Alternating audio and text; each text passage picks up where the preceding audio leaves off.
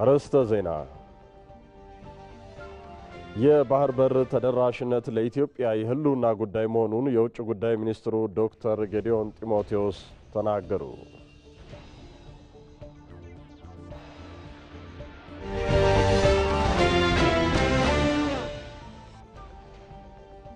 የከተሞች ሁለንተናዊ እድገትን ለማጠናከር አገልግሎት አሰጣጥ ቴክኖሎጂን ማሳደግና ከተሞችን በብቁ ፕላን መምራት እንደሚገባ በምክትል ጠቅላይ ሚኒስትር ማዕረግ የዲሞክራሲ ስርዓት ግንባታ ማስተባበሪያ ማዕከል ኃላፊና የብልጽግና ፓርቲ ምክትል ፕሬዝዳንት አደም ፋራህ ተናገሩ።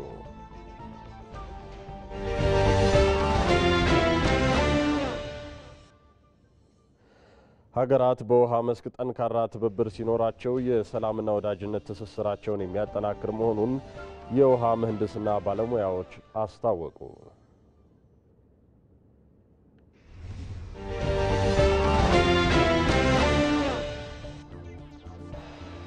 ከውጭ የአሜሪካው ፕሬዝዳንት ዶናልድ ትራምፕ በብሪታንያ ብሮድካስቲንግ ኮርፖሬሽን ላይ የ$5 ቢሊዮን የስም ማጥፋት ክስ እንደሚመሰርቱ ገለጹ።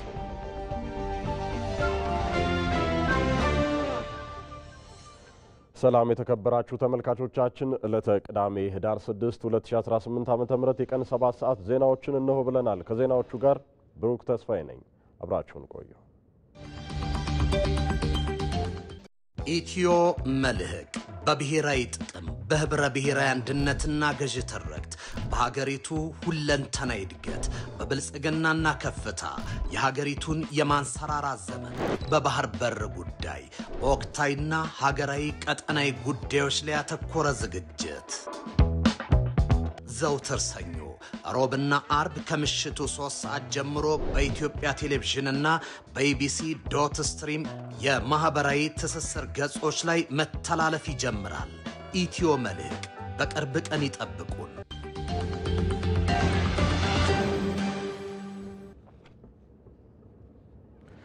የከተሞችን ሁለንተናዊ እድገት ለማጠናከር አገልግሎት አሰጣጥን ቴክኖሎጂን ማሳደግና ከተሞችን በብቁ ፕላን መምራት እንደሚገባ በምክትል ጠቅላይ ሚኒስትር ማዕረግ የዲሞክራሲ ስርዓት ግንባታ ማስተባበሪያ ማዕከል ኃላፊና የብልጽግና ፓርቲ ምክትል ፕሬዝዳንት አደም ፋራህ ተናገሩ። የኢትዮጵያ የከተሞች ፎረም በሰመራ ሎጊያ ከተማ የከተሞች እድገት ለኢትዮጵያ ልህቀት በሚል መሪ ሀሳብ በተለያዩ ሁነቶች ተጀምሯል። በፎረሙ ላይ የአፋር ክልል ርዕሰ መስተዳድር አወል አርባ፣ የከተማና መሰረተ ልማት ሚኒስትር ጫልቱ ሳኒን ጨምሮ የፌዴራል ከፍተኛ የስራ ኃላፊዎችና የክልሉ ከፍተኛ አመራሮች ተገኝተዋል። ከ150 በላይ የሚሆኑ የከተማ መስተዳድር ከንቲባዎችና ተወካዮች በመርሃ ግብሩ የተሳተፉ ነው። ፎረሙ ዛሬን ጨምሮ ለተከታታይ 5 ቀናት በኤግዚቢሽን ፓናል ውይይቶችና በተለያዩ መርሃ ግብሮች ይካሄዳል። እዚሁ ጉዳይ ላይ ቆይታ እናደርጋለን። ተጨማሪ መረጃ ሊሰጠን ሪፖርተራችን ሁሴን መሐመድ በቀጥታ መስመራችን ላይ ከስፍራው በቀጥታ ይገኛል። ሁሴን እንደምን ውለሃል? በ10ኛው የከተሞች ፎረም ማስጀመሪያ መርሃ ግብር ላይ የተነሱ ጉዳዮች እንደምን ያሉ ናቸው? አያይዘም በፎረሙ የከተሞችን እድገት ለማረጋገጥ የሚጠበቁ ውጤቶችና ስራዎች እንደምን ያሉ ናቸው የሚለውን አብረህ አክልልን።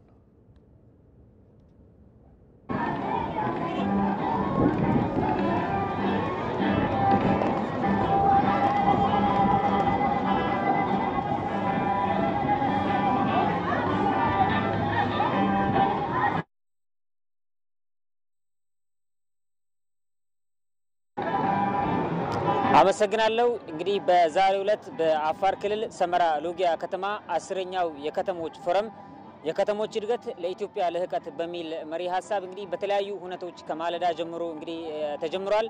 በዚህ መርሃ ግብር ላይ እንግዲህ ከፌዴራል በምክትል ጠቅላይ ሚኒስትር ማዕረግ የዲሞክራሲ ስርዓት ግንባታ ማስተባበሪያ ማዕከል ኃላፊና የብልጽግና ፓርቲ ምክትል ፕሬዝዳንትና ጽህፈት ቤት ኃላፊ የሆኑት አቶ አደም ፋራህ እንዲሁም ደግሞ የአፋር ክልል ርዕሰ መስተዳድር አወል አርባ የከተማና መሰረተ ልማት ሚኒስትር ወይዘሮ ጫልቱ ሳኒን ጨምሮ የፌዴራል ከፍተኛ አመራሮች እንዲሁም ደግሞ ሚኒስትር ዴታዎች የክልሉ ከፍተኛ አመራሮች ከ150 በላይ የሚሆኑ የተለያዩ የከተማ መስተዳድር አመራሮችና ተሳታፊዎች እንዲሁም ደግሞ ከ10 በላይ የሚሆኑ ድርጅቶችና የሰመራ ከተማ አካባቢ የሚገኙ ህብረተሰቦች በሚገኙበት በሰመራ ስታዲየም እንግዲህ በተለያዩ ሁነቶች መካሄድ ጀምሯል። በዚህ መርሃ ግብር ላይ እንግዲህ በማለዳው ጀምሮ በተለያዩ ሁኔታዎች ከተጀመረ በኋላ በመርሃ ግብሩ ላይ እንግዲህ መልእክት ተላልፎ ቆይቷል። በዚህ መርሃ ግብር ላይ ከተላለፉ መልእክቶች በምክትል ጠቅላይ ሚኒስትር ማዕረግ የዲሞክራሲ ስርዓት ግንባታ ማስተባበሪያ ማዕከል ኃላፊና የብልጽግና ፓርቲ ምክትል ፕሬዝዳንት የሆኑት አቶ አደም ፋራህ እንግዲህ ባስተላለፉት መልእክት ላይ ከተሞችን በብቁ በሆነ ፕላኖች መመራት አለባቸው። እንዲሁም ደግሞ የከተሞችን ቴክኖሎጂና እንዲሁም ደግሞ የአገልግሎት አሰራር ስርዓትን ከማዛመን አኳያ በተለይ በሀገሪቱ ደረጃ የተጀመሩ የአንድ መሶብ ማዕከል አገልግሎቶች ከተሞችን ከማዘመን እንዲሁም ደግሞ የአገልግሎት አሰጣጥን ለሁሉም ዜጎች በዘመነ መልኩ ለመስጠት ትልቅ አቅም እንደፈጠሩ ነው የሚገኙት።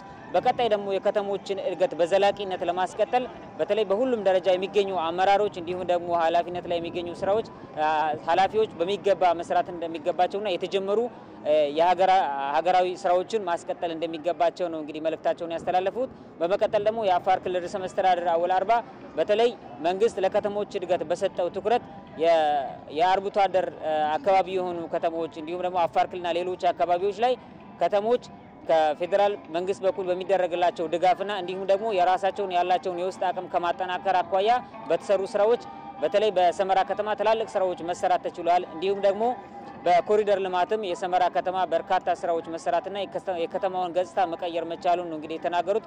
በተለይ ደግሞ በመጀመሪያ ምዕራፍ የተጀመረው የመጀመሪያው ምዕራፍ የሰመራ ኮሪደር ልማት ስራ አሁን ላይ 95 በመቶ መድረሱንና እንዲሁም ደግሞ ሁለተኛው ምዕራፍ የኮሪደር ልማት ስራ ወደ 45% በመቶ መጠናቀቁን ነው እንግዲህ የተናገሩት።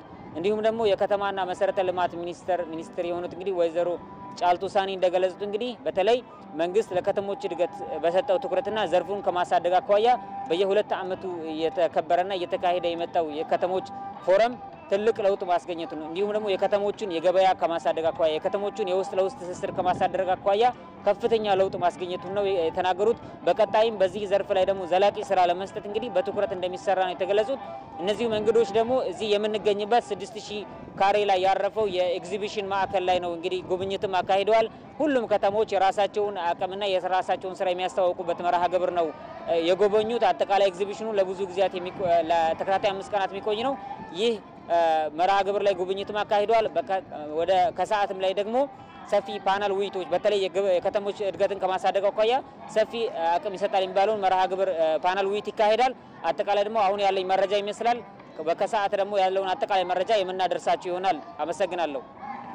ሁሴን ለመረጃዎች አመሰግናለሁኝ። መልካም ጊዜ ይሁንልህ። ጥራቱን የጠበቀ ፍትሐዊና ተደራሽ የሆነ የጤና አገልግሎትን ለመስጠት መንግስት በትኩረት ይሰራል ሲሉ የአዲስ አበባ ከተማ ከንቲባ አዳነች አቤቤ ገለጹ። ለ90 ዓመታት አገልግሎት እየሰጠ ያለው ዘውዲቱ መታሰቢያ ሆስፒታል የማስፋፊያ ግንባታው ተጠናቆ በዛሬው ቀን ተመርቆ ለአገልግሎት ክፍት ሆኗል። በዚሁ ጉዳይ ላይ ተጨማሪ መረጃ ሊሰጠን ሪፖርተራችን ምንተስኖት ይልማ በቀጥታ መስመራችን ላይ ይገኛል። ምንተስኖት እንደምን ውለሃል? በሆስፒታሉ የተከናወነው የማስፋፊያ ስራ ምን አዳዲስ ነገሮችን አካቷል? አብረህም በምረቃት ስነ ስርዓቱ ላይ የተላለፉ መልእክቶችንም አጋራን።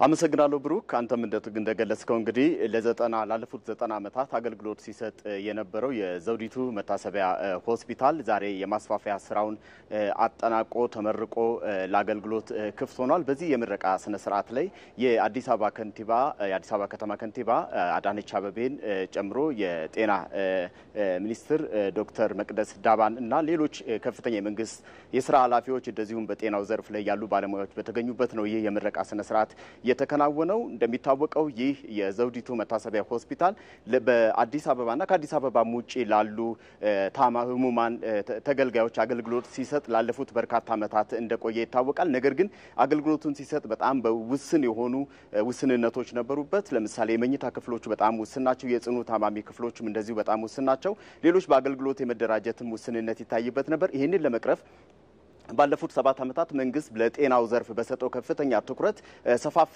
የሆኑ ማሻሻያዎች ሲደረጉ ነበር። የጤና ፖሊሲውን ከማሻሻል ጀምሮ ይህ የዘውዲቱ መታሰቢያ ሆስፒታልም ይህንን ከግምት ውስጥ ባስገባ መልኩ ነው እንግዲህ የማስፋፊያ ስራው ተጠናቆ ዛሬ ለአገልግሎት ክፍት የሆነው። ለምሳሌ ከተሻሻሉ አገልግሎቶች መካከል የኦክሲጂን ከዚህ በፊት በጣም እጥረት ያጋጥም ነበረ። ህሙማንም በዚህ ችግር ይሰቃዩ ነበረ። በሲሊንደር ኦክሲጂኖች እየተሞሉ ለተለያዩ ጉዳቶችም የመዳረግ ሁኔታዎች ነበሩ። አሁን ግን እስከ ጽኑ ህሙማን ድረስ ኦክሲጅንን ማቅረብ የሚያስችል ለዘውዲቱ ሆስፒታልም ከዘውዲቱ ሆስፒታል ውጪ ይላሉ የህክምና ተቋማት ኦክሲጅንን ማቅረብ የሚያስችልበትን አቅም ማግኘቱ ተመላክቷል። ሌሎች ሰፋፊ የሆኑ ለጤናው ዘርፍ የሚያስፈልጉ ለህሙማን ለማከም እንደዚሁም ለአስታማሚዎችም ጭምር ለጤና ባለሙያዎችም ጭምር አገልግሎቱን ሊያሳልጡ የሚችሉ ሰፋፊ የሆኑ ግብአቶች የተሟሉለት ሰፊ የሆነ የግንባታ ነው የተከናወነው። ይሄ የጤና ፖሊሲ እንግዲህ ክብርት ከንቲባ አዳነች አቤቤም እንዳሉት መንግስት ለዚህ ዘርፍ በሰጠው ልዩ ትኩረት ሁሉን አቀፍ አካታች የሆነ አገልግሎት ለመስጠት መንግስት በትኩረት እየሰራ ይገኛል ብለዋል። የጤና ሚኒስትሯም ዶክተር መቅደስ ዳባ በዚህ ወቅት እንደገለጹት እንግዲህ መንግስት ከኮሪደር ልማት ጀምሮ ሰፋፊ የሆኑ ስራዎችን እየሰራ መሆኑን ገልጸዋል። ይሄም በጤናው ዘርፍ ላይ ሰዎች እንዳይታመሙ በጤና እንዲቆዩ በሽታን ለመከላከል የሚሰራው ስራ እጅግ ውጤታማ እየሆነ መጥቷል ብለዋል። ነገር ግን በሽታን መከላከል ብቻ ሳይሆን አክሞ ማዳንንም በሚያስችል ሁኔታ ሰፋፊ የሆኑ በጤናው ዘርፍ ላይ አገልግሎት በማሻሻል ልህቀት በማምጣት ለውጥ ማምጣት የሚያስችሉ ሰፋፊ ስራዎችም እንደዚሁ መከናወናቸውን ጠቅሰዋል። ከነዚህ ስራዎች መካከል አንዱ የሆነው ለረጅም ዓመታት በጣም በውስንነት አገልግሎት ሲሰጥ የነበረውን ይህንን የዘውዲቱ መታሰቢያ ሆስፒታል አገልግሎቱን በማላቅና በማሻሻል ሰፋፊ የሆኑ አገልግሎቶችን በአዲስ አበባም ከአዲስ አበባም ውጪ ላሉ ህሙማን ወይንም አገልግሎቱን ፈላጊዎች በሪፈራል ለሚመጡ ታካሚዎችም ጭምር አገልግሎት ሊሰጥ በሚችል ሁኔታ ዘመናዊ አልጋዎች የመታከሚያ መተኛ አልጋዎችና ሌሎችም ሰፋፊ የሆኑ ግብአቶች ተሟልተውለት ነው እንግዲህ አገልግሎት እየሰጠ የሚገኘው። በ17 ዋና ንዑስ አገልግሎቶች እየሰጠ የሚገኘው ይህ የዘውዲቱ መታሰቢያ ሆስፒታል ዛሬ የምረቃት ስነ ስርዓቱ ተከናውኖ እንግዲህ ለአገልግሎት ክፍት መሆኑ ነው የታወቀው። ብሩክ ለጊዜው ያለ መረጃ ይህን ይመስላል። ምንተስኖት ይልማ ለመረጃዎች አመሰግናለሁኝ። መልካም ቀን ይሁንልህ።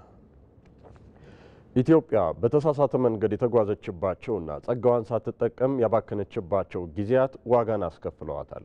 ህዝቧም ሁሉ ያለው ምንም የሌለው እስኪመስል ቁልቁል ሲጓዝ ቆይቷል። የመደመር መንግስትም ለዚህ መፍትሄ የአባይን ልጅ ለምን ውሃ ጠማው ለሚለው ጥያቄ መልሱንና መሻገሪያውን አስቀምጧል። ማህሌት ታደለ ተጨማሪውን አሰናድታለች። ኢትዮጵያ ቀድሞ የመታት እንቅፋት ደጋግሞ የመታት ከድህነት አዙሪት መውጣት ፈተና ሆኖባት ቆይታለች። ምንም እንኳን ከዓለም ወደ ኋላ ለመቅረት ምክንያት እንዳይኖራት ተደርጋ የተፈጠረች እስኪመስል ጸጋዎችን የታደለች ሀገር ብትሆንም የተፈጥሮ በረከቶቿን ተጠቅማ ማደግን አልሆነላትም። ይህ ነው የአባይ ልጅ ለምን ውሃ ጠማው የሚል ጥያቄ ነው የወለደው። የኢትዮጵያ ወደ ኋላ መቅረት የበርካታ ችግሮች ውጤት ነው። ሙስና፣ ጦርነት፣ ግዴለሽነት፣ ቢሮክራሲ ብዙ ምክንያቶችን ማንሳት ይቻላል። የጠቅላይ ሚኒስትር አብይ አህመድ የመደመር መንግስት መጽሐፍ የኢትዮጵያን የድህነት ስር ለማግኘትና መፍትሄውን ለማስቀመጥ ወሳኝ ናቸው በሚል የአባይ ልጅ ለምን ውሃ ጠማው ለሚለው ጥያቄ ያስቀመጣቸውን ምላሾች እንመልከት።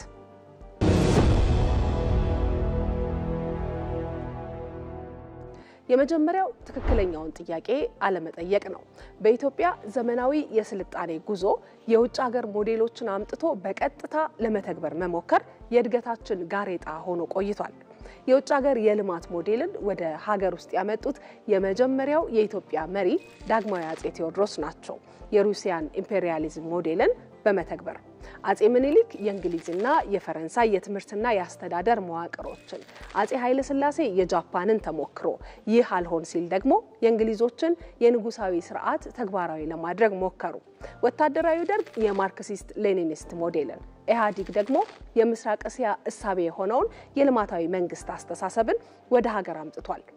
እነዚህ የውጭ ሀገራት የእድገት ሞዴሎች ትክክለኛውን የኢትዮጵያ ነባራዊ ሁኔታ ያላማከሉ ከኢትዮጵያውያን እሴት፣ ማንነት፣ ዕውቀት ጋር እንዲሄዱ ተደርገው ያልተቀረጹ መሆናቸው ውጤታማ እንዳይሆኑ አድርጓቸዋል። ሌላኛው የእድገታችን እንቅፋት ተደርጎ የተወሰደው የባከነ እምቅ አቅም ነው። ኢትዮጵያ በተትረፈረፈው የተፈጥሮ ሀብቷ ከራሷ አልፋ ለሌሎች መፍትሄ መሆን የምትችል ሀገር ብትሆንም እውነታው ግን የዚህ ተቃራኒ ነው። ለምሳሌ በግብርናው መታረስ ከሚችለው መሬት አሁንም ጥቅም ላይ ያልዋለው ቀላል የሚባል አይደለም። የትላልቅ ወንዞች፣ የበርካታ ሐይቆችና የከርሰ ምድር ውሃ ባለቤት ብትሆንም አብዛኞቹ አርሶ አደሮቿ ግን አሁን ድረስ የዝናብ ጥገኛ ናቸው። በማዕድን ብንመለከት ከፍተኛ የሆነ የወርቅ፣ የፖታሽ፣ የተፈጥሮ ጋዝ፣ የፎስፌትና የድንጋይ ከሰል ክምችት ያላት ሀገር ከዚህ ሀብቷ ይህ ነው የሚባል ጥቅም ሳታገኝ ቆይታለች። የመልማት አቅሟን ከሚወስኑ ሀብቶቿ መካከል የሆነው የታዳሽ ኃይል ምንጯን ቢሆን 60,000 ሜጋዋት ኃይል የማመንጨት አቅም እንዲኖራት ያደረገ ቢሆንም እስካሁን ግን ማመንጨት የተቻለው ከ8,000 ሜጋዋት በታች ነው። ቱሪዝም፣ ስትራቴጂካዊ የጂኦግራፊ አቀማመጥ፣ አብዛኛው ወጣት የሆነ ከፍተኛ የህዝብ ቁጥርም የባከኑ እምቅ አቅሞቿ ናቸው። የመሰረተ ልማት እጥረት ደግሞ የአባይ ልጅ በውሃ ጥም ለመቃጠሉ ምክንያቶች ተደርጎ ከሚወሰዱት አንደኛው ነው። በመደመር መንግስት መጽሐፍ ለምሳሌ በ1977 ዓ.ም ተከስቶ በነበረው ረሃብ በተለያዩ የኢትዮጵያ አካባቢዎች የነበረውን ሰፊ ምርት በመንገድ መሰረተ ልማት እጥረት የተነሳ ለተጠቂዎች ማድረስ አለመቻሉ ረሃቡ በሀገራችን ታሪክ ላይ ትልቅ ጠባሳ ጥሎ እንዲያልፍ ተጨማሪ ምክንያት ሆኗል። ኢትዮጵያ ያለፈችባቸው አውዳሚ ግጭቶችና ጦርነቶች፣ ስርዓታዊና መዋቅራዊ ፈተናዎች በመደመር መንግስት ወደ ኋላ የመቅረቷ ሌሎች ምክንያቶች ተደርገው ተቀምጠዋል። ታዲያ መሻገሪያው ምንድን ነው? ከዜሮ መጀመርን ትቶ በአለው ላይ የጨመሩ የባከነውን ጊዜ ሊያካክሱ የሚችሉ ስራዎችን መስራት፣ የጋራ ዓላማ ያላቸው የተናበቡ እንቅስቃሴዎችን ማድረግ፣ አዳዲስና ያልተለመዱ መንገዶችን መከተል፣ በመደመር እሳቤ መፍጠር፣ መፍጠንና መዝለል። በማዕከላዊ ኢትዮጵያ ለሚከበረው 20ኛው የብሔር ብሔረሰቦችና ሕዝቦች በዓል የሚደረገው ዝግጅት ለክልሉ መነቃቃትን እንደፈጠረ የክልሉ ምክር ቤት አፈጉባኤ ፋጤ ሰርመሎ ተናገሩ። አፈጉባኤዋ በክልሉ የፕሮጀክት አፈጻጸም ላይም ከፍተኛ አቅም መፈጠሩንም ጠቁመዋል። ከልማቱ ባሻገር በማልማት ሂደት ውስጥ የወጣቱን የስራ ዕድል ጭምር መፍጠር የተቻለበት ሁኔታ ነው ያለው። አንድ ግንባታ አንድ ፕሮጀክት ሲከናወን የሰው ጉልበት የሚጠይቅበት ሁኔታ አለ። ስለዚህ ከዚህ አኳያ የስራ ዕድልም ጭምር መፍጠር የቻለበት ሁኔታ ነው ያለው። የፕሮጀክት አፈጻጸማችን አመራር ሂደታችንንም ጭምር ጀምሮ መጨረስንም ጭምር ማሳየት የቻልንበት ሁኔታ ነው ያለው። ስለዚህ ከዚህ አኳያ ስናይ የፕሮጀክት አፈጻጸም ጀምሮ የመጨረስን የብልጽግና ሐሳቢዎችንም ጭምር ተግባራዊ ማድረግ የቻልንበት ሁኔታ እንዳለ ለማንሳት ነው። የማዕከላዊ ኢትዮጵያ ክልል የብሔረሰቦች ምክር ቤት አፈጉባኤ ቡቶ ኡኒቶ በክልሉ የሚገኙ 10 ብሔረሰቦች የሚያመሳስላቸው እሴቶች በርካታ መሆናቸውን ተናግረዋል። እንደ ሪፖርተራችን ሳዳት መሐመድ ሳኒ ዘገባ በ20ኛው ብሔር ብሔረሰቦች በዓል ይህን ልምምድ በሌሎች ሀገሪቱ ክፍሎችም ለማስፋት የክልል የብሔረሰቦች ምክር ቤት አፈጉባኤው እንደሚሰራ አብራርተዋል። እንደምታውቀው ክልላችን 10 ብሔረሰቦች አሉ። እነዚህ 10 ብሔረሰቦች የራሳቸው ማንነት ያላቸው የራሳቸው ባህል፣ ቋንቋ ያላቸው ናቸው። ግን የጋራ የሚያደርጓቸው በጣም በርካታ የጋራ እሴቶች ያሏቸው ህዝቦች ናቸው። እነዚህ ህዝቦች ከሚያለያያቸው የበለጠ የሚያገናኛቸው በርካታ እሴቶች ያሏቸው ህዝቦች እንደመሆኑ መጠን በሀገራችን ደረጃ እየተጨባጭ ያለ እንደመሆኑ መጠን በዓሉን ከማስተናገድ አንጻር የክልላችን ህዝቦች በጣም ደስተኞች ናቸው።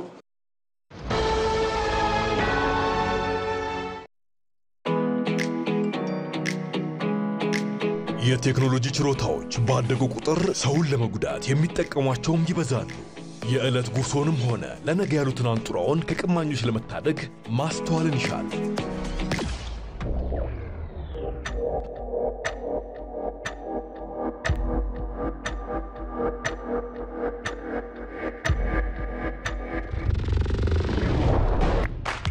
ማንኛውንም መተግበሪያ ከአፕ ስቶርና ከፕሌይ ስቶር ብቻ በማውረድ የተቀበሉት ብር አካውንት ውስጥ መግባቱን በማረጋገጥ አጠራጣሪ ማስፈንጠሪያዎችን ወይንም ሊንኮችን ባለመንካት ያልተረጋገጠ የማህበራዊ ሚዲያ ንግድ ላይ ባለመሳተፍና የሐሰት ማስታወቂያዎችን ባለማመን ራስዎን ከመጭበርበር ይታደጉ። የኢትዮጵያ ንግድ ባንክ ሁሌም የሚተማመኑበት ባንክ።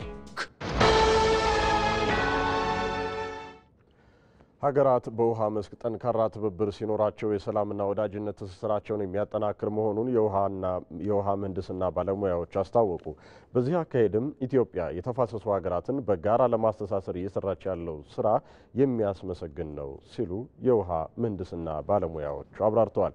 መቅደላዊት ደረጀ ከውሃ ምህንድስና ባለሙያዎች ጋር ተከታዩን ቆይታ አድርጋ ጥንቅሩን አሰናድታለች። በአባይ ወንዝ ተፋሰስ ውስጥ 11 ሀገራት ይገኛሉ። እነዚህ ሀገራት በተፋሰሱ ውስጥ በተለያየ የኃይል መጠንና የውሃ አጠቃቀም ደረጃ ላይ ይገኛሉ። ከነዚህ ውስጥ ኢትዮጵያ በአባይ በተከዜና በባሮ ወንዞች አማካኝነት ከፍተኛ ውሃን ታመነጫለች። በሌላ በኩል በተፋሰሱ ላይ ምንም ውሃ የማታመነጨው ግብጽ ውሃውን በመጠቀም ረጅም ርቀትን ሄዳለች። ላለፉት ምዕተ ዓመታት ወንዙን በበላይነት ለመቆጣጠር የተለያዩ ስልቶችን ስትከተልም ኖራለች። በተባበሩት መንግስታት የድንበር ተሻጋሪ ወንዞች አጠቃቀም ዙሪያ የተቀመጠው መመሪያ መሰረት በውሃ መስክ ጠንካራ ትብብር ሲኖር ሀገራቱ በጋራ የመልማት አቅማቸውን ከማሳደጉም በላይ የሰላምና ወዳጅነት ትስስራቸውን የሚያጠናክር ይሆናል። በዚህ በጽኑ የምታምነው ኢትዮጵያም በጋራ እንጠቀም በሚል የሰራችውና እየሰራች ያለችው ስራ የሚያስመሰግን ነው ሲሉ የውሃ መሐንዲሶች ይናገራሉ። ሁሉንም የተፋሰስ አገሮች ሊያስማማ በሚችል ሁሉንም ፊርማ ከማስፈረም ጀምሮ ከዛም ደግሞ ፕሪንሲፕል ኦፍ ዲክላሬሽን የሚል ወደ 6 የሚሆኑ ዲክላሬሽኖችን በ2015 አካባቢ በ2014 አካባቢ ገደማ በማውጣት ያሉትን የተፋሰስ አገራት ወደ አንድ በማምጣት የጋራ በማድረግ የጋራ ጥቅም የጋራ በማድረግ እየሄደችበት ያለው ነገር ትልቅ ነገርና ከምንም በላይ ደግሞ በዘርፉ ላይ ብዙ ግለሰቦችም ደግሞ ከፍተኛ የሆነ ስራ ሰርተዋል ማለት ይቻላልና ኢትዮጵያ ግን ከራሷ አነሳሽነት ተነስቶ ለምሳሌ የአባይን ግድብ መገደብ ስትጀምር ጀምሮ ማለት ነው በጣም እንትን ስታደርግ ነው ኃላፊነቱን ወስዳ የሁሉንም ሀገሮች ኃላፊነት ወስዳ ነገሩን ግልጽ በማድረግ ሌሎች ሀገሮች ጥርጣሬ እንዳይገባቸው ከማድረግ ጀምሮ እንግዲህ ስትታገል ነው የቆየችው። ውሃ በዓለም ላይ ያለውን አቅም በመረዳትና አስፈላጊነቱ ላይ በማመን እየተሰራ ያለውን ስራ ለማጠናከር የውሃ ባለሙያዎችና ተቋማት የበለጠ ሊጠነክሩ ይገባል ሲሉም የኢትዮጵያ የውሃ ባለሙያዎች ማህበር ፕሬዝዳንት ዶክተር አማኑኤል አባተ ተናግረዋል። የፖሊሲ ዳይሬክሽን ከማሳየት አኳያ ሪሰርቾችና የተለያዩ የምርምር ስራዎችን በመስራት ለፖሊሲ ግብአት ሊሆኑ የሚችሉ አውትፑቶችን ከማውጣት አንፃር ከፍተኛ ሚና አላቸው። ሌሎች ሀገራት ስንሄድ ባለሙያዎች በአንድ ላይ የሆኑ የተለያዩ የሙያ ማህበራቶችን በማቋቋም በተለይ ውሃና ከውሃ ጋር ተያያዥ የሆኑ የውሃ ባለሙያዎች ማህበር በመመስረት ትልልቅ ስራዎችን ይሰራሉ። ግብጽ ብንሄድ የውሃ ባለሙያዎች ወደ 3 የሚሆኑ ትልልቅ የውሃ ባለሙያ ፕሮፌሽናል አሶሲዬሽኖች አሏቸው። ከዛ አንፃር ኢትዮጵያ ለዘመናት ምንም እንኳን በተለያየ ዘርፍ በተለያየ ሴክተር የሙያ ማህበራቶች ቢኖሩም በውሃው ዘርፍ ግን ሳይኖር ቀርቷል። ኢትዮጵያ ያላትን የውሃ ሀብት ያህል አልተጠቀመችም የሚሉት የውሃ መሐንዲሱ ማሞካሰኝ ውሃ የማይፈልግ ዘርፍ ባለመኖሩ የመመሪያ ማዕቀፍ ያስፈልጋል ብለዋል። ቱሪዝም ላይ ውሃን ተጠቅመን ምንም ያደረግነው ነገር የለም። ባሉን እንኳን ሀይቆቻችን ወንዞቻችን ላይ ምንም እያደረግንበት አይደለም።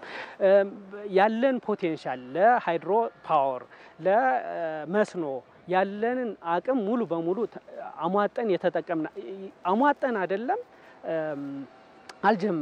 አልጀመርነው ማለት እንችላለን። እና አክሮስ ሴክተር ስንመጣ ውሃን የማይፈልግ የለም፣ ማናቸውም ይፈልጋሉ። ስለዚህ በሚፈልጉት መጠን ለማድረግ ማዕቀፎች መዘጋጀት አለባቸው። የኢትዮጵያ የውሃ ባለሙያዎች ማህበር በውሃው ዘርፍ ቀጣናዊና ሀገራዊ ለውጥ ለማምጣት ታልሞ የተቋቋመ ነው ያሉ ሲሆን ሀገር በምትፈልገን ጊዜ ሁሉ ለማገልገል ዝግጁ ነን ሲሉም ገልጸዋል። የባህር በር ተደራሽነት ለኢትዮጵያ የህልውና ጉዳይ መሆኑን የውጭ ጉዳይ ሚኒስትሩ ዶክተር ጌዲዮን ጢሞቴዎስ አስገነዘቡ። ሚኒስትሩ ወቅታዊ የአፍሪካ ቀንድ ጉዳዮችና በኢትዮጵያ የውጭ ግንኙነት ፖሊሲ ዙሪያም ማብራሪያን ሰጥተዋል። ከኤርትራ ጋር ስላለው ግንኙነት ሲያብራሩም ኢትዮጵያ ምንም እንኳን የጠባጫሪነት ድርጊት ቢፈጸምባትም ከፍተኛ ትዕግስትን እንዳሳየች ጠቁመው እንዲህ አይነቱ ያልተገደበ ትዕግስት ግን በዘላቂነት ይኖራል ማለት አይደለም ብለዋል። ዓለም አቀፉ ማህበረሰብ ኤርትራ ቀጣናዊ ሰላምና ውህደት ጋር የሚስማማ አካሄድ እንድትከተል እንዲያበረታታም አሳስበዋል። ህይወት አበበ ቀጣይነት ያለው ልማትን የሚያረጋግጥ የኢኮኖሚ እድገት ለማምጣት ኢትዮጵያ ዘላቂና ደህንነቱ የተጠበቀ የባህር በር እንደሚያስፈልጋት እውን ነው። የአዲስ አበባ ዩኒቨርሲቲና ሆርን ሪቪው በጋራ ባዘጋጁት የውጭ ግንኙነት ፖሊሲ መድረክ ላይ በወቅታዊ የአፍሪካ ቀንድ ጉዳዮችና በኢትዮጵያ የውጭ ግንኙነት ፖሊሲ ዙሪያ የውጭ ጉዳይ ሚኒስትሩ ጌዲዮን ጢሞቴዎስ ማብራሪያ ሰጥተዋል። የውጭ ጉዳይ ሚኒስትሩ ከ130 ሚሊዮን በላይ ሕዝብ ያላት ሀገር የኢኮኖሚ እድገትንና ልማትን ለማስቀጠል አስተማማኝ የባህር በር እንደሚያስፈልጋትም አብራርተዋል። ኢትዮጵያስ long-term economic prospect and ambitions የኢትዮጵያ የረጅም ጊዜ የኢኮኖሚ ተስፋና ዕቅድ በአሁኑ ጊዜ አስተማማኝ እንዲሁም ዘላቂ የሆነ የባህር በር ማግኘት ነው። ኢትዮጵያ የባህር በር በማጣቷ ምክንያት የሚያጋጥሟትን ፈተናዎች ለመፍታት ተቸግራለች። ሕያው ኢኮኖሚ ለመገንባት ዘላቂና ደህንነቱ የተጠበቀ የባህር በር ያስፈልጋታል። ይህ ቀጣይነት ያለው እድገቷን የሚያረጋግጥ ነው። ኢትዮጵያ በድህነት ውስጥ መቆለፍ የለባትም። ለረጅም ጊዜ በድህነት ውስጥ የኖረችው ሀገር ዘላቂ እድገት ለማምጣት ተለዋዋጭ ኢኮኖሚና ፍትሃዊ እድሎችን ትጠቀማለች። ሚኒስትሩ ኢትዮጵያ ከኤርትራ ጋር ስላላት ግንኙነት ሲናገሩ ኢትዮጵያ በሉዓላዊነቷና በግዛት አንድነቷ ላይ ከባድ ጠባጫሪነት ቢደረግባትም ሀገሪቱ ለሰላም ካላት ቁርጠኝነት አኳያ ምላሽ ከመስጠት በከፍተኛ ደረጃ መገደቧን ገልጸዋል። The Eritrean governing class believes that Eritreans have a stake in the Ethiopian economy. የኤርትራ መንግስት ኤርትራውያን በኢትዮጵያ ኢኮኖሚ ውስጥ ድርሻ እንዳላቸው ያምናል። ይህ የተዛባና የተሳሳተ አመለካከት ነው። ሌላው ችግር የኤርትራ አመራር ራሱን በኢትዮጵያ ላይ ጠላትነት ያላቸው ኃይሎች ሁሉ መሳሪያ አድርጎ የማቅረብ ዝንባሌ ነው። ኢትዮጵያን ለማተራመስና እድገቷን ለመገደብ በሚፈልጉ ኃይሎች መሳሪያ በመሆኑ በሰላም አብሮ መኖርን በጣም አስቸጋሪ አድርጎታል። መቀመጫቸውን አዲስ አበባ ያደረጉ የዲፕሎማቲክ ማህበረሰቦችና የሲቪል ማህበረሰብ ድርጅቶች በተሰበሰቡበት በዚህ መድረክ የውጭ ጉዳይ ሚኒስትሩ ጌዲዮን ጢሞቴዎስ ኤርትራ በቀጠናው ውስጥ ያሉ እንቅስቃሴዎችን ከማወቅ እንድትቆጠብና ከክልላዊ ሰላምና ውህደት ጋር የተጣጣመ አካሄድ እንድትከተል ዓለም አቀፉ ማህበረሰብ እንዲያበረታታም ጥሪ አቅርበዋል። በ2018 በጀት ዓመት የመጀመሪያ ሩብ ዓመት በአዲስ አበባ ከተማ የኤሌክትሪክ ኃይል መቆራረጥን የሚቀርፉ ስራዎች መከናወናቸው ተጠቆመ። 232.84 ኪሎ ሜትር የሚረዝም የነባር ኤሌክትሪክ መስመሮች የመልሶ ግንባታና የአዲስ መሰረተ ልማት ማስፋፊያ ስራዎች መከናወናቸውን በኢትዮጵያ ኤሌክትሪክ አገልግሎት የአዲስ አበባ ሪጅን ኦፕሬሽን ኮኦርዲኔሽን ጽሕፈት ቤት አስታውቋል። በተቋሙ የተሰሩ ተግባራትን በተመለከተ ባልደረባችን ሳምሶን ገድሉ ቅኝት አድርጎ ተከታዩን ዘገባ አሰናድቷል። እንደ ሀገር ያለ የኃይል ፍላጎትን በማሳካት ረገድ በርካታ ስራዎች እየተሰሩ ነው የሚገኙት። ዛሬ እንግዲህ በተለይ በአዲስ አበባ ከተማ ላይ ያለውን የኃይል ፍላጎትን ከማሟላት አንጻር ምን ተሰራ የሚለውን ልንቃኝ ተገኝተናል። ከኔ ጋር ሆኖ እንዴት ነህ? ሰላም ሰላም ነው። አለን ሰላም። ጂሳ ካሳ እባላለሁ። የአዲስ አበባ ሪጅን ኦፕሬሽን ኮኦርዲኔሽን ቢሮ ምክትል ስራ አስፈጻሚ ነኝ። በኢትዮጵያ ኤሌክትሪክ አገልግሎት ማለት ነው። የኃይል ፍላጎታችን ከጊዜ ወደ ጊዜ በጣም እያደገ መጥቷልና እንደ ከተማም ደግሞ ያለው ፍላጎት በጣም ትልቅ ነው። ይሄንን ከማሳካት አንጻር እስካሁን የተሰሩ ስራዎች ምንድን ናቸው? እስኪ እሱን ጀምር። እንግዲህ በ2018 በጀት ዓመት በመጀመሪያ ሩብ ዓመት ማለት ነው ሰፋፊ ስራዎች እየተሰሩ ነበሩ። የኤሌክትሪክ አቅርቦቱን አስተማማኝ ለማድረግ ማለት ነው። አዲስ አበባ ላይ እንግዲህ አሁን የምንገኝበት ቦታ አራብሳ ሰብስቴሽን ነው የሚባለው። ይሄ ሰብስቴሽን አዲስ አበባ ውስጥ ያሉ መጋቢ መስመሮችና ሰብስቴሽኖች ማገዝ የሚችል ሰብስቴሽን ነው። እንግዲህ በሁሉም ሪጅኖች ላይ ተመሳሳይ ስራዎች ተሰርተዋል። ነገር ግን ይሄ ሰብስቴሽን ደግሞ አዲስ በመሆኑ መጠን በብዛት ወደ 13 የሚሆኑ መጋቢ መስመሮች በቅርብ ጊዜ አንድ ዓመት ባልሞላ ጊዜ ብቻ ወጥቷል ማለት ነው እስካሁን። ነገር ግን አሁንም ተጨማሪ ብዙ መጋቢ መስመሮች ማውጣት እንችላለን። እነዚህ እንግዲህ ጋንትሪ ይባላሉ። ይሄ ሰማያዊና ቀይ ሆኖ የኢፒ እና የኢዩ ቦርደር ማለት እንችላለን። ይሄም ቦታ ሁለቱም የሚገናኙበት አገልግሎት የሚገናኙበት ቦታ ነው። ይሄ ቦታ እንግዲህ ከዚህ ጀምሮ እስከ ማዶ የተዘረጋው እኛም በአንደርግራውንድ ወጥተን እዛ አካባቢ በኦቨርሄድ ወጥተን ነው ዲስትሪቢዩት የምናደርገው። አሁን ምንድነው ትልቁ ነገር በቅርብ ጊዜ እየተሰሩ ያሉ መጋቢ መስመሮች በጣም ስታንዳርዱን በጠበቀ ስራ ነው እየተሰሩ ያሉት። ኮንዳክተራቸው የመሸከም አቅሙ ዓለም እየተጠቀመ ያለው ኔትወርክ ነው ማለት ነው። ይሄ ኔትወርክ ስለዚህ ከዚህ ወጣው የት እንደሄደ ማየት ፈልጋለሁ ለማናገር። ይሄ እንዳለ አሁን ኃይል ሄዶ ወደ የቤቱ የሚገባበት ገብቷል። ቶታል ኤነርጂ ተደርጎ ለደንበኞች ገብቷል። ይሄ መስመር አሁን የሚሄደው ለምሳሌ ቦሌ በሻሌ ነው የሚሄደው። ቦሌ በሻሌ 40/60 ኮንዶሚኒየም ነው የሚሄደው ይሄ መስመር። ወደ 6000 ቆጣሪዎች ለደንበኞች ገብተዋል። ወደ 42 ኮምፓክት ትራንስፎርመሮች ተቀምጠዋል ለደንበኞቹ። ስለዚህ ይሄ ዲዲኬትድ መስመር የኮንዶሚኒየም ብቻ ነው የሚሆነው ማለት ነው። በአጠቃላይ እንግዲህ ሁሉም አቅጣጫ ላይ የአዲስ አበባ አራቱም ሪጅኖች ላይ የስኮፑን ላይ እንጂ ተመሳሳይ ስራዎች ባለፉት ወራቶች ውስጥ ተሰርተዋል ማለት ሁሉም ቦታ ላይ። እነዚህ መስመሮች ምን ያቀላሉ? መሀል ከተማ ላይ ያሉ ሪሊቭ ያገኛሉ። በጣም የመጨናነቁ ነገሮች እንቀንሳለን። ሁለተኛ ከመሀል ከተማ ወጥተው ወደ ጫፍ የሚመጡ መስመሮች ብዙ ኪሎ ሜትር ነው የሚሄዱት። አንድ መስመር ደግሞ በጣም ባዲፉልት ብዙ ኪሎ ሜትር ከሄደ ለፎልት ወይም ደግሞ ለችግር ለመጋለጥ ነገሮቹ በጣም ሰፊ ነው። ስለዚህ መስመሮቹ ያሉበት ቦታ ላይ ይቀራሉ። ከዚህ ያለው እዚህ ቅርበት ላይ ያሉ ደንበኞች እንዲያገኙ ይደረጋሉ ማለት ነው። የተሰሩትንም በዛው ብናያቸው ጥሩ ነው ብዬ አስባለሁ። ከዛ የመጣው መስመር አሁን እንግዲህ እዚህ ጋር በርግጥ የተወሰኑ ጥገና ነገሮች አሁን ኦፕሬሽናል መስመራው ቶታል ተጠናቀዋል። አንዳንድ ስራዎችን የማገናኘት ስራ ነው እየሰሩ ያሉት እንጂ ተጠናቀው ኢነርጃይዝ የተደረገ መስመር ነው። ይሄ የ100 ቀን እቅድ ብለን የያዝነው እቅዶች ነበሩ። በልዩ ሁኔታ አዲስ አበባ ውስጥ ያሉት 176 መጋቢ መስመሮችን ኢንስፔክሽን ስራ የመስራት በአጠቃላይ ወደ 27000 የሚጠጉ ግኝቶች ናቸው ተገኙት እዚህ መስመር ላይ። ስለዚህ እዛ ላይ ኦልሞስት ወደ 17000 የሚጠጉ እስካሁን ሶልቭ ተደርገዋል። በዚህ ዓመት ግን በአጠቃላይ እነዚህ በኢንስፔክሽን መልክ የተገኙት ሁሉም 100% ተሰርቶ በቂ የኤሌክትሪክ አቅርቦት እንዲኖር እናደርጋለን ማለት ነው። የኃይል አቅርቦቱን አስተማማኝ ለማድረግ ስታንዳርዱን የጠበቀ ኔትወርክ መኖር አለበት። መጀመሪያ ላይ ከኔትወርኩን ደግሞ ማኔጅ ማድረግ የሚችል ቲም መኖር አለበት። ቲሞቻችን ቀደም ብሎ አዲስ አበባ ላይ እንግዲህ 4 ቲም ብቻ ነበር 24 ሰዓት የሚሰራው። እነዚህ 4ቱ ቲሞች አሁን ሙሉ ሎጂስቲክ ተሟልቶላቸው ወደ 15 አሳድገናል ማለት ዞናል ኦፕሬሽኑ። ሶስተኛ ለዚህ ኔትወርኩን ደግሞ ለመቆጣጠር ቴክኖሎጂ መጠቀም መቻል አለብን። ለዛ እንግዲህ ስካዳ በዚህ በቅርብ ጊዜ ላይ በ1 2 ወር 3 ወር በኋላ ወደ ሲስተም የሚገባ ስካዳ አለ። ሴንትራሊ ሪሞትሊም ኮንትሮል ማድረግ የምንችልበት አንድ መስመር ወጥቶ ሪሞትሊም እየተገናኘ እየከፈት እየተካባቢ ነው የምንለው ችግሩ ያለበት ቦታ ላይ ብቻ ዲስኮኔክት ተደርጎ ሌሎቹ ችግር የሌለበት ቦታ በአግባቡ መብራት እንዲያገኙ ማድረግ እንችላለን ማለት ነው። በጣም አድርጌ አመሰግናለሁ። የኢትዮጵያ ብሔራዊ ምርጫ ቦርድ በአዋጁ በተሰጠው ስልጣን መሰረት ለውድብ ወለዶ ትግራይ ወይም ወለዶ ህጋዊ ክልላዊ ፖለቲካ ፓርቲነት ማረጋገጫ የምስክር ወረቀት ህዳር 5 2018 ዓ.ም መስጠቱን አስታወቀ።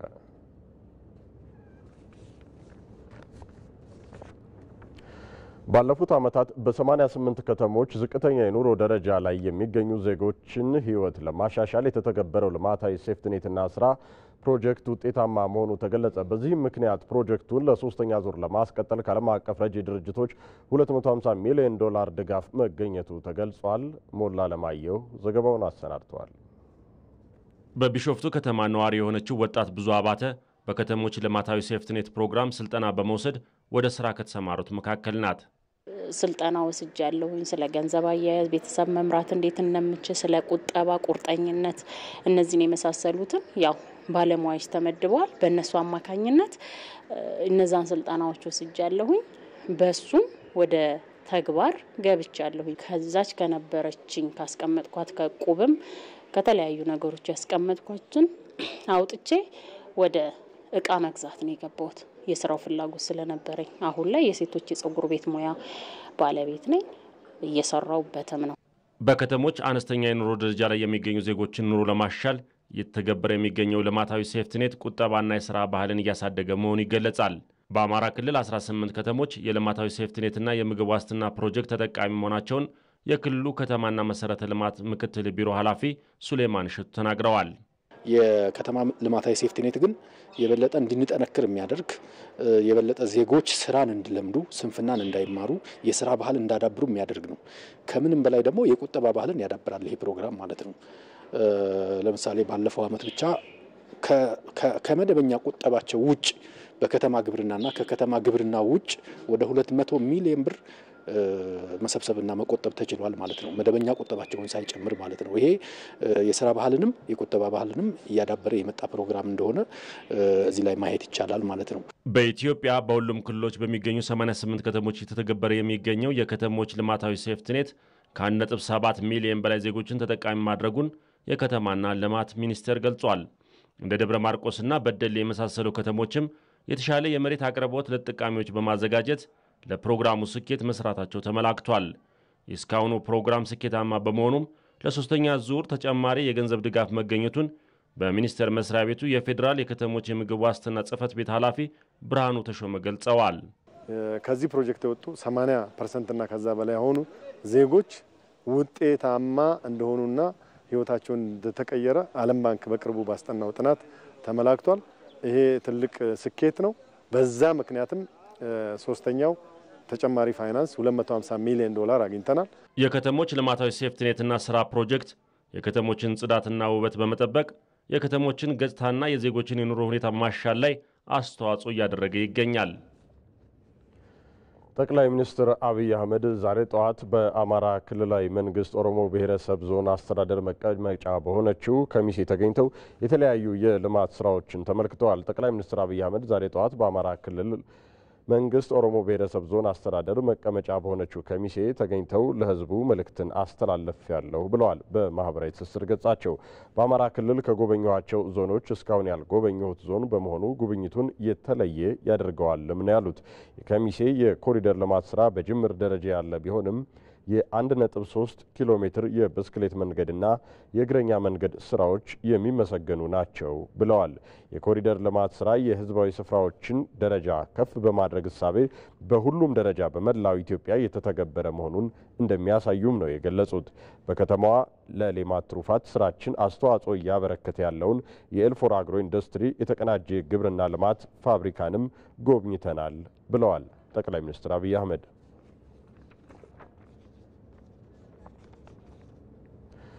የስኳር ህመምን በተመለከተ በስራ ቦታ ግንዛቤ በመፍጠር በሽታውን የመከላከል ስራ ሊጎለብት እንደሚገባ ተገለጸ።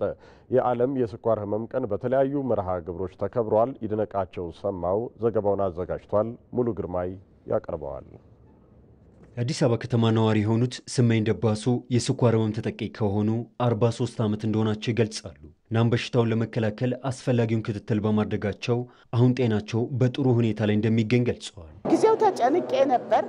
በኋላ ግን እየተረጋጋው በጣም ብዙ ትግል ታግዬ ነው 43 ዓመት የቆየው። እንዲሁ አይደለም፣ ብዙ ከፍያለሁ።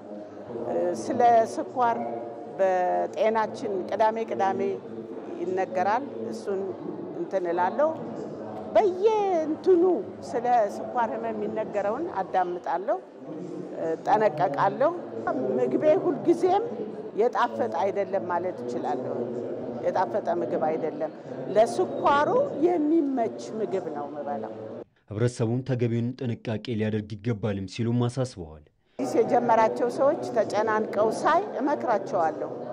ይሄንን ተው፣ ይሄንን ብሉ፣ ይሄን ጠጡ። ምክንያቱም እኔ ሐኪም አይደለሁም፣ ግን ከተሞክሮዬ መጠጥ ምጠጡ ከሆነ ተው። ቅባት፣ ጮማ፣ ስጋ ምናምን ቅባት ተው። በአጠቃላይ እኔ ቤት ቅቤ የለም፣ ቅቤ የሚባል የለም እና ቆሜ ሄዳለሁ፣ ፈለግኩበት ደርሼ እመጣለሁ። የስኳር ህመም በዓለም ደረጃም ሆነ በኢትዮጵያ እየጨመረ ነው ያለው የኢትዮጵያ ስኳር ህሙማን ማህበርም ይህንኑ ለመከላከል በስራ ቦታ አካባቢዎች የግንዛቤ ስራዎችን ለማስፋት ያለመ እንቅስቃሴ እንደሚከናወንም ገልጿል። ጥሩ ከባቢ እንዲኖር ያስፈልጋል። እንቅስቃሴ የሚያደርጉበት፣ ምግብ አመጋገብ የሚያስተካክሉበት፣ ሁሉንም ነገር ግንዛቤ የሚሰጥበት፣ ተከታታይ ትምህርቶች የሚሰጡበት፣ ቀጣሪዎቹም ታካሚዎቹም ስለ ስኳር ህመም ግንዛቤ እንዲያውቁ የምናደርግበት ቲም ነው ማለት ነው። ይህንን ለማድረግ የተዘጋጀ ቲም ነው። የስኳር ህመምን ለመከላከል የተለያዩ ተግባራት እየተከናወነ መሆኑን በቀጣይም ሰፊ ትኩረት ይደረጋል ሲል የጤና ሚኒስቴር ጠቁሟል። እዚህ እየሰራን ያለነው የምንገዛቸውን መድኃኒቶች ቁጥር በጣም ጨምረናል። ድሮ በስፔሻሊቲ ሴንተር የሚሰሩ ወይም ደግሞ የጤና ባለሙያዎችንም ጥያቄ በዛው የሚመልስ ይሆናል። በስፔሻሊስቶች ብቻ የሚታከሙ የነበሩት የስኳር ህክምናዎች አሁን ሚድ ሌቭል እና ሎ ሌቭል ፕሮፌሽናልስ በማሰልጠን ታስክ ሺፍቲንግ ወደሚለው ሄደናል። ስለዚህ የስኳር ህክምናን ማከም እንዲችሉ አድርገናል እንደ መንግስት። በተጨማሪ በስፔሻሊቲ ሴንተሮች ይሰሩ ነበረ። አሁን ግን ወደ ፕራይመሪ ኬር ሌቭል ወርዶ የስኳር ህክምና በሁሉም የህክምና ቦታዎች ይሰጣሉ። ለ35ኛ ጊዜ የተከበረው የዓለም ስኳር ህመም ቀን በስራ ቦታ ስለ ስኳር ህመም ይበልጥ ይገንዘቡ፣ ተጨማሪም ድጋፍ ያደርጉ በሚል መሪ ሀሳብ ነው። የውጭ ዜና። የአሜሪካው ፕሬዚደንት ዶናልድ ትራምፕ በብሪታንያ ብሮድካስቲንግ ኮርፖሬሽን ቢቢሲ ላይ የ5 ቢሊዮን ዶላር የስም ማጥፋት ክስ እንደሚመሰርቱ ገለጹ። ቢቢሲ ከሰሞኑ ይዞት በወጣው ዘገባ የአሜሪካው ፕሬዚደንት ዶናልድ ትራምፕን ስም የሚያጎድፍ ዘገባን አስነብቧል። ይህን ተከትሎ የአሜሪካው ፕሬዚደንት ዶናልድ ትራምፕ በዚሁ የስም ማጥፋት ዘገባ ላይ የ5 ቢሊዮን ዶላር ክስ እንደሚመሰርቱ ነው ኤኤፍፒ እያስነበበ የሚገኘው። ይሁን እንጂ ፕሬዚደንቱ ይህንን የስም ማጥፋት ክስ ውድቅ ማድረግ ቢፈልጉም በሌሎች ዜጎች ላይ መሰል ስም ማጥፋት እንዳይከሰት በሚል በክሱ እንደሚገፉበትም ገልጸዋል። የእንግሊዝ ሕዝብ ቢቢሲ ባወጣው የሐሰት መረጃ ምክንያት ምክንያት ቁጣውን ገልጿል ሲሉም ትራምፕ አክለዋል። በጊዜው በስራ ላይ የነበሩትን የቢቢሲ ዳይሬክተር ጀነራልና የድርጅቱን ከፍተኛ የዜና ኃላፊ መነሳታቸውን ኤኤፍፒ ዘግቧል። ክቡራን ተመልካቾቻችን